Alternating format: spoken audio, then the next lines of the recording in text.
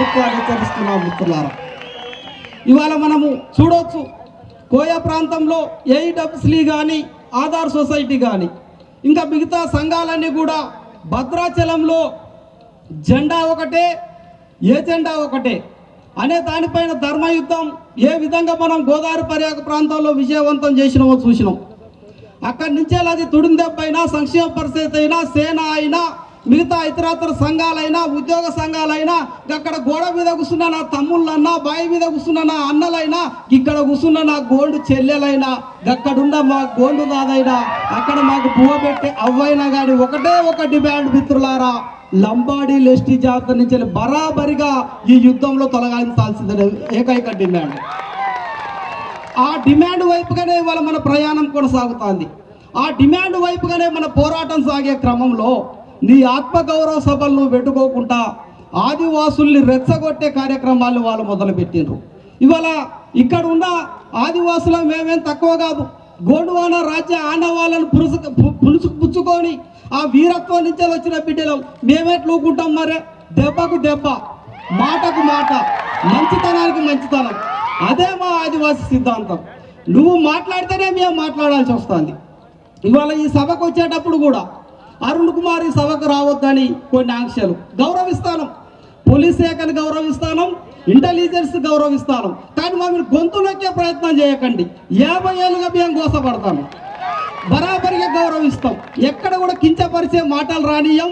ఇవాళ గొంతులోకే కార్యక్రమాల వల్ల మా జాతికి అన్యాయం జరిగే అవకాశాలు ఉన్నాయి. ఇక్కడ మనం ప్రధానంగా మిత్రులారా, ఇవాళ వాళ్ళు ఇసిరే సవాల్ ఏంటిది?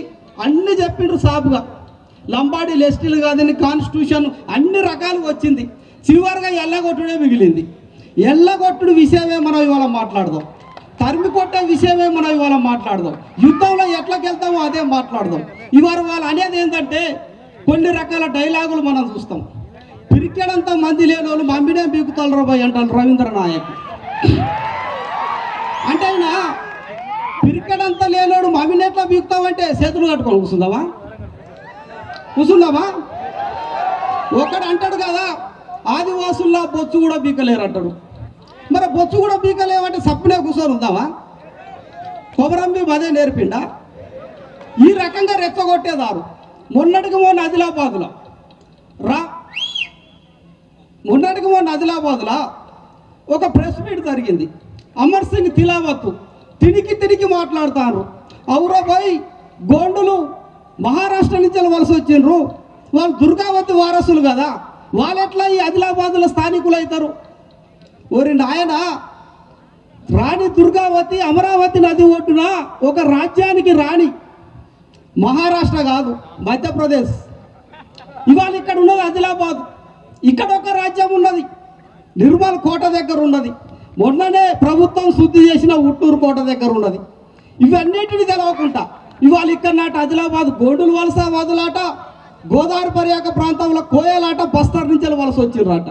అంటే ఇష్టం వచ్చినట్టు కారు కూతలు కూస్తూ ఉంటే ఆదివాసులను చేతులు కట్టుకొని నిలబడాలా, చేతులు కట్టుకొని చూడాలా. ఇవాళ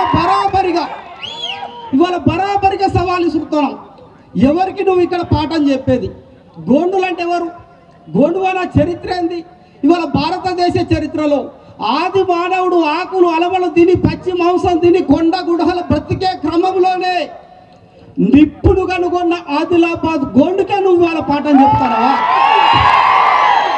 ఈ భారతదేశ వ్యవస్థకి, ఈ ప్రపంచ వ్యవస్థకి చీకటిని తెలుసుకుంటూ ఒక నిప్పును తయారు చేసి ఒక నాగరిక సమాజం వైపు నడిపిన ఆదిలాబాద్ గోండుకే, నిప్పును తయారు చేసిన గోండుకే ఇవాళ నువ్వు పాఠం చెప్తానంటే బిడ్డ, అదే నిప్పుతోని కొలిమి చేసి చేసి బరాబరిగా తలగొట్టే ఉద్యమ నిర్మాణం చేసే సత్తా కూడా గోండులకు ఉన్నదనేది గుర్తుపెట్టుకోవాలి.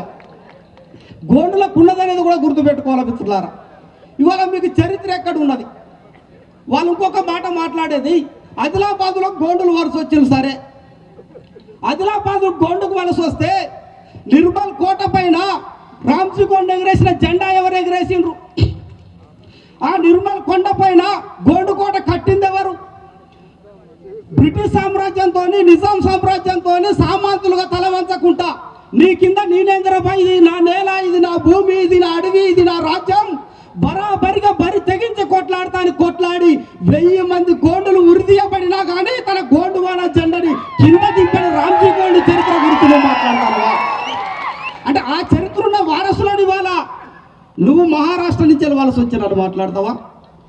ఇవాళ జోడేఘాట్ కొండల్లో రక్తం చిందుతా అంటే కూడా నిజాం తూట గుండెలో తీల్చినా కానీ రక్తం చిందించినా కానీ జల్జంగిల్ జమీన్ స్వయం పరిపాలన పోరాటాన్ని నిలిపిన కొమరం భీం వారసులను నువ్వు వలసవాదులను మాట్లాడతానవా?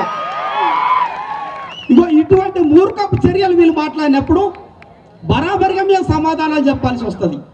వాడు మాట్లాడినప్పుడు మనం మాట్లాడాల్సి వస్తుంది. మనం మాట్లాడినప్పుడు దాన్ని గొంతులోకి మాత్రం ప్రజాస్వామ్యం కాదు. దీన్ని పరిగణలోకి కూడా ప్రభుత్వం తీసుకోవాల్సిన బాధ్యత ఉన్నదనేది కూడా మనం తెలుసుకోవాల్సి ఉన్నది మిత్రులారా.